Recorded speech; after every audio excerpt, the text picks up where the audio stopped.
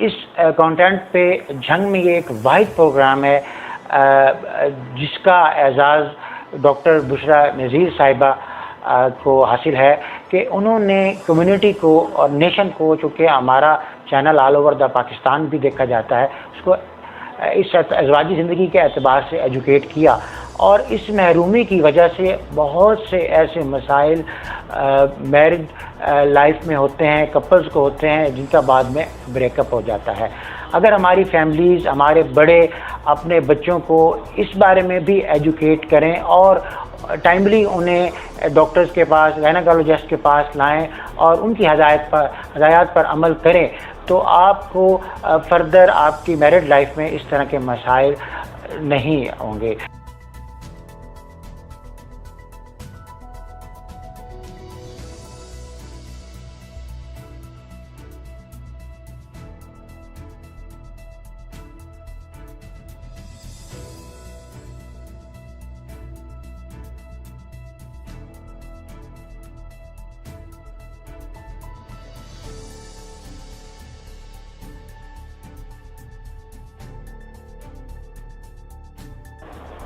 अस्सलाम वालेकुम नाज़रीन, मैं हूं आसिफ इकबाल और आप देख रहे हैं न्यूज़ 105 का मकबूल तरीन प्रोग्राम काम की बात।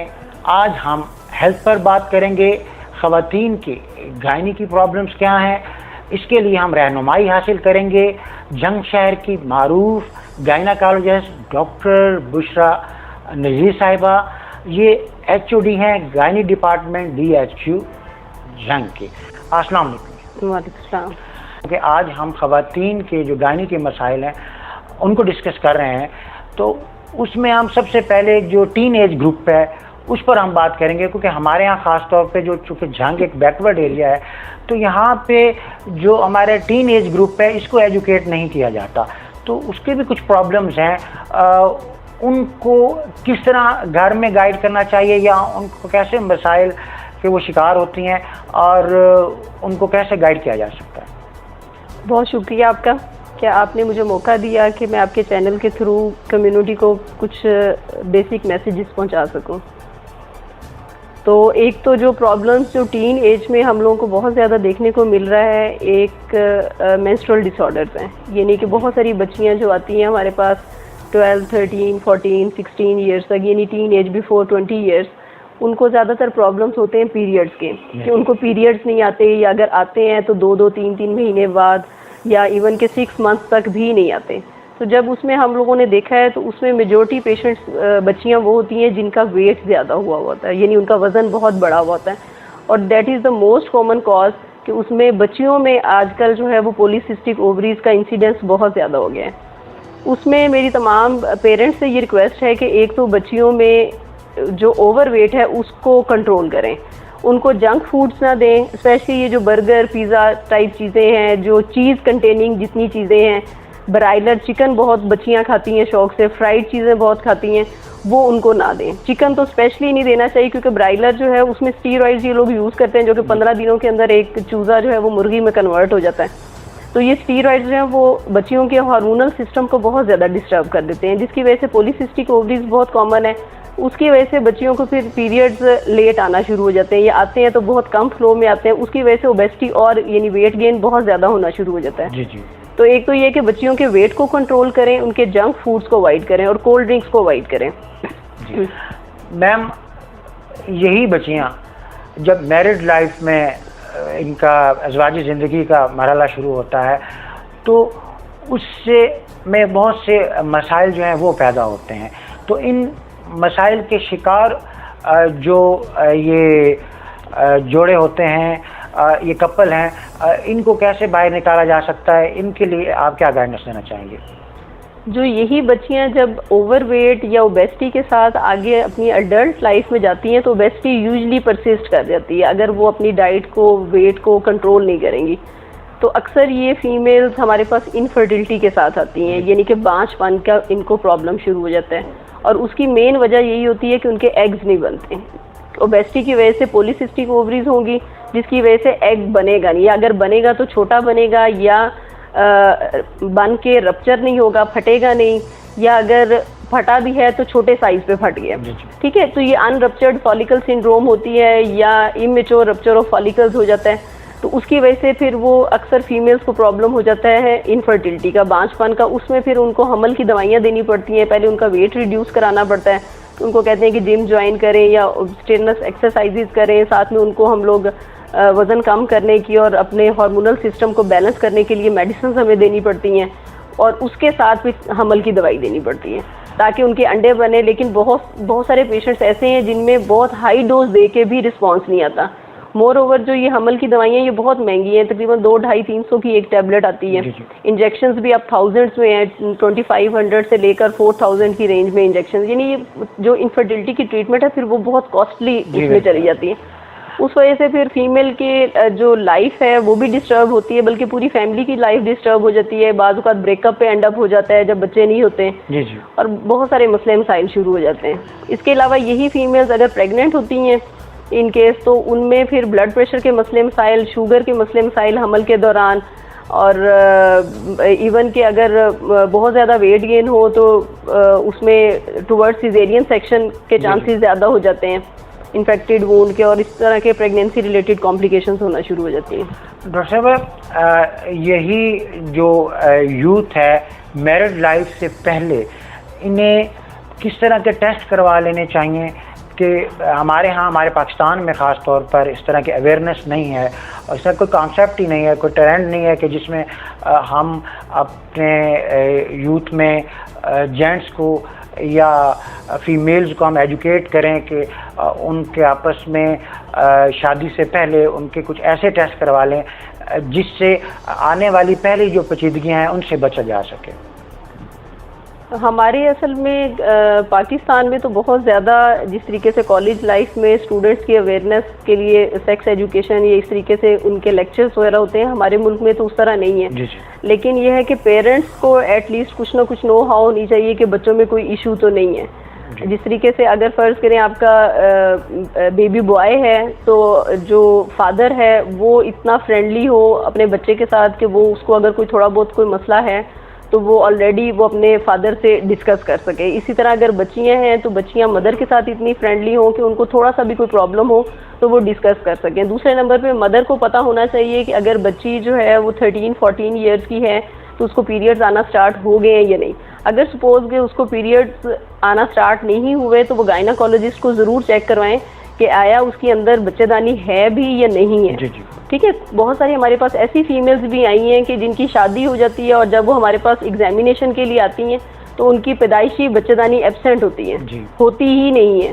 तो जाहिर सी बात है जब बच्चेदानी ही नहीं होगी तो प्रेगनेंसी कहाँ से होनी।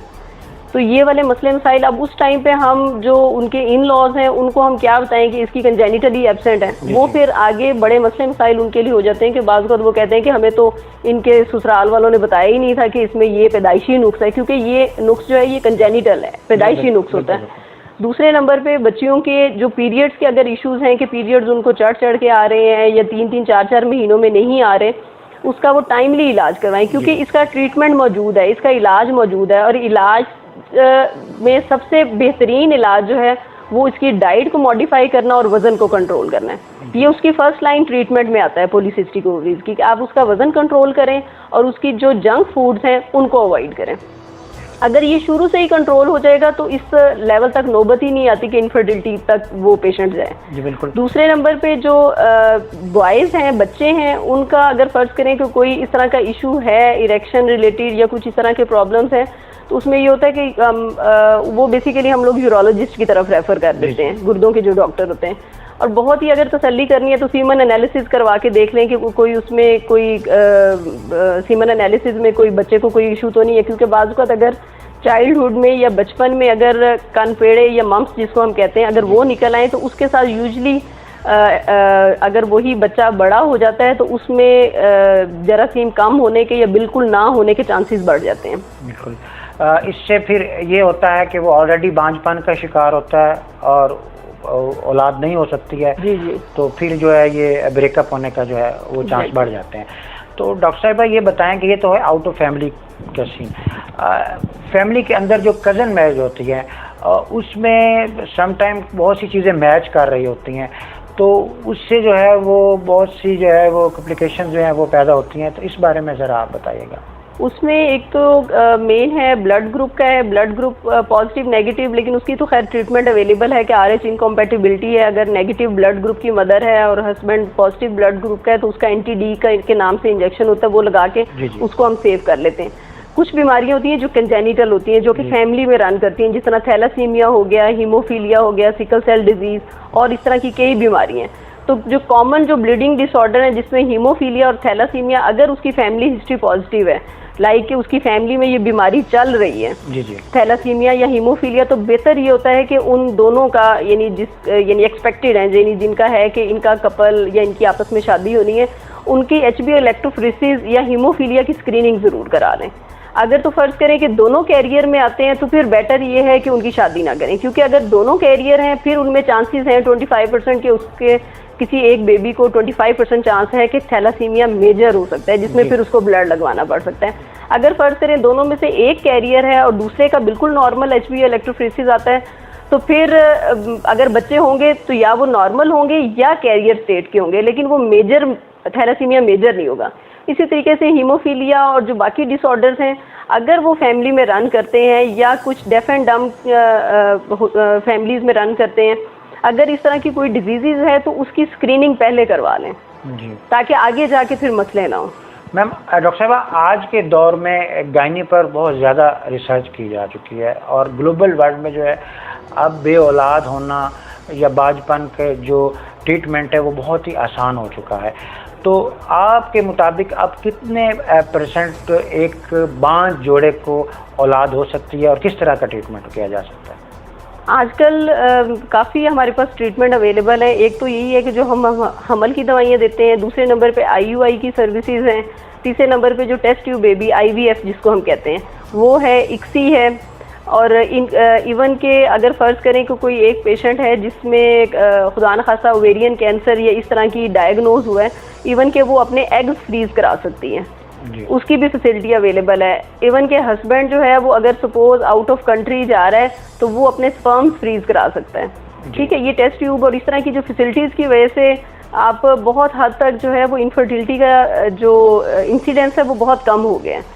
यानी बहुत सारे हमारे पेशेंट्स हो, बहुत सारे ऐसे हैं जो टेस्ट ट्यूब बेबी के साथ उन्होंने कंसीव किया। इवन के समटाइम्स ऐसे होता है कि 10 या 12 अगर उसके बच्चे बन जाते हैं ना, जिनको हम एम्ब्रियोज कहते हैं, तो वो फ्रीज कर लेते हैं, अगले साल जाएं वो दोबारा अपना ट्रांसफ़र करवा लें अब बेबी यूट्रस में, यानी वो फ्रीज पड़े रहते हैं वहाँ पे जो IVF सेंटर्स हैं। तो इसकी वजह से ट्रीटमेंट रिलेटिवली ईजी होगी और ईजी टू अप्रोच हो गई है। डॉक्टर साहब, ऐसा मुमकिन है कि मर्द जो है वो बांझपन का शिकार हो और कोई ऐसा साइंसी तरीका है कि जो उसकी वाइफ है वो प्रेग्नेंट हो सकती है साइंस के एतबार से? समटाइम ये होता है कि जो एग्स हैं वो ऑलरेडी उनकी लैब में होते हैं और उनको वो पास करके और उनकी प्रेगनेंसी की जा सकती है। देखिए, अगर तो हस्बैंड का बिल्कुल ज़ीरो स्पर्म है तो फिर तो लेस लाइकली है जी, ठीक है। लेकिन उसमें यह है कि अगर सीमन एनालिसिस के अंदर ज़ीरो स्पर्म्स हैं तो उसमें वो टेस्टिकुलर एस्पिरेशन या टेस्टिकुलर बायोप्सी लेते हैं, यानी जो उसकी टेस्टिस हैं उसका सैंपल वो लेते हैं। जी। उसमें देखते हैं कि बाज़ का ट्यूब्स ब्लॉक होने की वजह से बाज़ का स्पर्म्स यानी उसमें जो स्क्रीशंस हैं उसमें नहीं आते, सीमन में नहीं आते, लेकिन जो बायोप्सी टेस्टिस की लेते हैं उसके अंदर जरासीम आ जाते हैं। अगर फ़र्ज़ करें वो कहते हैं कि एक भी स्पर्म अगर वहाँ से हम रिट्रीव कर सकते हैं, अगर एक भी स्पर्म मिल जाता है तो वो ICSI के थ्रू जो है वो एम्ब्रियो या प्रेगनेंसी के चांसेस हो सकते हैं। मींस कि आपके कहने लेकिन वो टेस्ट ट्यूब बेबी और ICSI इन प्रोसेस की तरफ जाके यही है, आपके कहने का मकसद यही है कि अगर 1% भी स्पर्म हेल्दी है तो प्रेगनेंसी जो है वो हो सकती है, लेकिन वो अदर मेथड से लाइक टेस्ट ट्यूब बेबी या ICSI की तरफ जाके जो है जो IVF सेंटर्स बने हुए हैं लाहौर में, इस्लामाबाद में, वहाँ पे पॉसिबल है। डॉक्टर साहब, प्रोग्राम के लास्ट में इसी लास्ट जो आपका प्रोसेस है गायनी का, इसकी तरफ आते हैं कि जब ख़वातीन हामला हो जाती हैं तो हामला होने से के दौरान इनकी एहतियाती तदाबीर क्या हैं, क्या आपकी हदायत हैं, और आफ्टर ड्यूरिंग डिलीवरी जो है उसके लिए आप क्या कर सकती हैं, और ओवरऑल जो ये प्रोसेस है इसमें आप क्या कहना चाहेंगी? ड्यूरिंग प्रेगनेंसी जो मेन प्रॉब्लम्स जो फीमेल्स को फेस करने पड़ते हैं, जो हमारे पास पेशेंट्स कंप्लेंट्स के साथ आते हैं, उसमें ये होता है कि या तो उनका हमल ज़ाया हो जाता है, या ब्लीडिंग शुरू हो जाती है, या उनको बैकएक और इस तरह के मसले मसाइल स्टार्ट हो जाते हैं।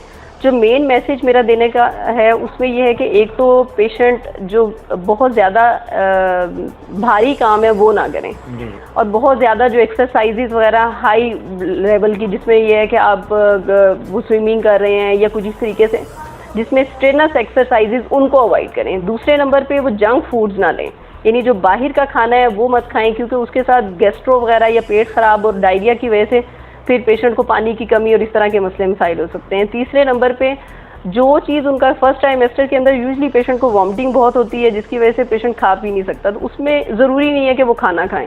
जो चीज़ उनका खाने को दिल करता है, अगर फ्रूट्स उनको टॉलरेट हो रहा है आप फ्रूट्स खा लें, अगर लिक्विड्स टॉलरेट हो रहा है आप वो लेती रहें, यानी थोड़े थोड़े वक्फे से आप कुछ ना कुछ खाती रहें, पेट खाली ना छोड़ें। जो चीज़ आपको टॉलरेट हो रही है, हजम हो रही है, बेशक सिर्फ वही लेते रहें। दूसरे नंबर पे भारी काम नहीं करना, झुक के कोई भारी काम नहीं करना, रूटीन का आप चल फिर के करने वाला लाइट वर्क वो आप कर सकते हैं। इसी क्योंकि बाज़ कुछ पेशेंट्स ऐसे हैं जो बहुत ज़्यादा इस तरह की एक्सरसाइजेज या हैवी वर्क करते हैं, उनकी बच्चेदानी का मुंह छोटा होना शुरू हो जाता है पेन स्टार्ट होने की वजह से, जिसकी वजह से समटाइम्स हमें स्टिच लगाना पड़ता है, सर्वाइकल सर्कलाज या टांका लगाना पड़ता है ताकि उसका हमल ज़ाया ना हो। दूसरे नंबर पे जो पेशेंट्स को सेकंड थर्ड ट्राइमेस्टर में, या यानी आप आम ज़बान में कहें कि 5वें 6ठे महीने से ऑनवर्ड जो फीमेल्स को प्रॉब्लम होते हैं, उसमें एक जो बहुत अहम है वो है ब्लड प्रेशर का बढ़ना। जी मैम। अक्सर फीमेल्स को 5वें महीने के बाद ब्लड प्रेशर बढ़ना शुरू हो जाता है। उसमें यूजली पेशेंट जो है वो अपना रिकॉर्ड नहीं रखते, या आके मंथली बेसिस पे किसी डॉक्टर को चेक नहीं करवाते। अगर तो टाइमली उसका पता चल जाए तो उसमें ब्लड प्रेशर की कंट्रोल करने की दवाइयाँ होती हैं जो हम लोग शुरू करा देते हैं, ताकि बच्चे के सूखने के या बच्चे के पानी कम होने के या खुदा न खासा माँ को झटके लगने के और उस तरह के मसले मसाइल को आप कंट्रोल कर सकते हैं टाइम से पहले। इसके अलावा जो और है वो ब्लड प्रेशर के साथ साथ शुगर के मसले मसाइल बहुत कॉमन है प्रेगनेंसी में। अक्सर फीमेल्स को पता ही नहीं होता और उनको प्रेगनेंसी में शुगर हो जाती है। जब वो हमारे पास आती हैं तो या उनके ब्लड शुगर लेवल ख़राब हुए होते हैं या उनका बच्चे का पानी ज़्यादा हुआ होता है। तो उसमें ये है कि मरीज़ जो है वो ये जो डिब्बे के जूस हैं, ये नेस्ले के, ये जो भी कोई जो यानी आपके स्टोर्ड जो जूसेस होते हैं, ये ना लें। ये चीनी और मिठाइयाँ, बिस्किट टाइप इस तरह की जो बेकरी प्रोडक्ट्स हैं उनको अवॉइड करें, क्योंकि सबसे ज़्यादा कॉमन शुगर जो है वो इन्हीं पेशेंट्स में होती है जो इन चीज़ों को, कोल्ड ड्रिंक्स, जूसेस, ये चीज़ें ज़्यादा लेते हैं। आप हेल्दी डाइट लें, सब्जियां, फ्रूट्स लें, कम मिकदार में खाना खाएं, बार बार खाएं, यानी हर 2 घंटे बाद खाओ लेकिन कम मिकदार में खाओ, जो कि आप इजीली हजम कर सकें। डॉक्टर साहबा, आज की जनरेशन में वीक प्रेगनेंसी जो है वो बहुत कॉमन हो चुकी है, इसकी क्या रीज़न है? क्योंकि डाइट अच्छी नहीं है जी, यानी पेशेंट हेल्दी डाइट नहीं लेता। फीमेल अगर हेल्दी डाइट ले, उसके अंदर सबसे अहम आपके रोटी है, रोटी, सब्जियां, फ्रूट्स, दूध, उसके बाद आप अगर नट्स लेते हैं, बादाम या अखरोट वगैरह, वो रिच इन प्रोटीन है और उसके अंदर ओमेगा 3 फैटी एसिड भी होते हैं। यानी आप हेल्दी डाइट लें, जंक फूड्स मत लें। अच्छा, इसमें इसका जो लिंक है वो स्पर्म की हेल्दी ना होने की वजह से है या जो पार्टनर है उसका वीक होना से जो है ये वीक प्रेगनेंसी होती है?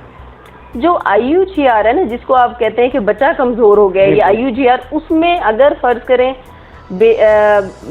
हस्बैंड जो है उसमें कोई या फैमिली में कोई क्रोमोसोमल एनॉमलीज हैं या कोई जेनेटिक एबनॉर्मेलिटीज हैं, तो उसके अंदर सिमेट्रिकल IUGR यानी बच्चा शुरू से ही कमज़ोर होगा। जी जी, ठीक है। जो IUGR है या बच्चे का वीक होना, ये 2 तरह के होते हैं। एक ये होता है कि शुरू से ही बच्चा वीक है from the start of pregnancy, वो यूजली जीन्स में कोई मसला होता है, ये क्रोमोसोमल एनॉमलीज होती हैं। क्योंकि हमारे यहाँ उमूमन मिसकैरेज जो है वो बहुत ज़्यादा, इसकी तादाद बहुत है और आपके पास क्योंकि मेजोरिटी जो है वो 80% तो आपकी मिसकैरेजेस वो हैं जो जेनेटिक प्रॉब्लम्स की वजह से, और जेनेटिक्स जो है वो हम एवेलुएट कर ही नहीं सकते। बहुत कम डिजीजेज हैं जिनको हम जेनेटिकली एवेलुएट कर सकते हैं। जी जी। अदरवाइज जो है ये सारा कुछ अल्लाह ताला के इख्तियार में है कि जीन्स को कैसे मैनेज करना है। डॉक्टर साहब, लास्ट में मैं ये चाहूँगा कि आप कम्युनिटी को एज अ गायनाकोलॉजिस्ट क्या एडवाइस करना चाहेंगे? एज गायनाकोलॉजिस्ट मेरा एक ही मशवरा है कि always take healthy diet during pregnancy. Even कि विदाउट प्रेगनेंसी भी आप जो जंक फूड्स हैं, कोल्ड ड्रिंक्स और ये जितने जो बेकरी प्रोडक्ट्स हैं इनको अवॉइड करें, क्योंकि और स्पेशली चिकन को, ब्रायलर जो है वो बहुत डेंजरस है। यानी जहाँ पे हम लोग पढ़ते थे कि 60 to 70% पॉलीसिस्टिक ओवरीज का इंसिडेंस है, after coming in private practice I think it's more than 90%, and majority patients के अंदर जो है वो chicken is the most common cause. तो प्लीज़ मेरी तमाम लोगों से रिक्वेस्ट है कि आप लोग चिकन को तो बिल्कुल ही बंद कर दें। उससे बेटर है कि आप मटन ले लें, बीफ ले लें या देसी चिकन खा लें, लेकिन ब्रायलर मत यूज़ करें, क्योंकि उसकी वजह से पॉलीसिस्टिक ओवरीज होती हैं, ओबेसिटी उसके साथ एसोसिएटेड है, ओबेसिटी रिलेटेड सारे मसले मसाइल आगे शुरू हो जाते हैं। फिर जब वो फीमेल आफ्टर मैरिज लाइफ फिर उसको हमल के मसले मसाइल शुरू हो जाते हैं। जब उसको हमल हो जाता है तो उसमें फिर ब्लड प्रेशर, शुगर और इस तरह हमल ज़ाया होने के इस तरह के प्रॉब्लम शुरू हो जाते हैं। तो यानी उसकी पूरी लाइफ डिस्टर्ब हो जाती है। तो इस वजह से मेरी आप लोगों से ये मेरा एक मैसेज है कि आप लोग अपनी डाइट को हेल्दी डाइट में कन्वर्ट करें और इस तरह के जंक फूड्स को अवॉइड करें। और इसके अलावा एक्सरसाइज डेली बेसिस करें, अपने वेट को कंट्रोल करें, सुबह शाम एक्सरसाइज करें। 30 मिनट्स की exercise is more than enough. जी, thank you very much doctor साहिबा। जी बिल्कुल, आज का हमारा प्रोग्राम जंग के एतबार से पाकिस्तान में तो ओवरऑल शायद चंद एक प्रोग्राम इस लेवल पर हुए होंगे, लेकिन इस कंटेंट पे जंग में ये एक वाहिद प्रोग्राम है जिसका एजाज़ डॉक्टर बुशरा नज़ीर साहिबा को हासिल है कि उन्होंने कम्युनिटी को और नेशन को, चूँकि हमारा channel all over the Pakistan भी देखा जाता है, उसको इस अज़वाजी ज़िंदगी के एतबार से एजुकेट किया। और इस महरूमी की वजह से बहुत से ऐसे मसाइल मैरिज लाइफ में होते हैं, कपल्स को होते हैं, जिनका बाद में ब्रेकअप हो जाता है।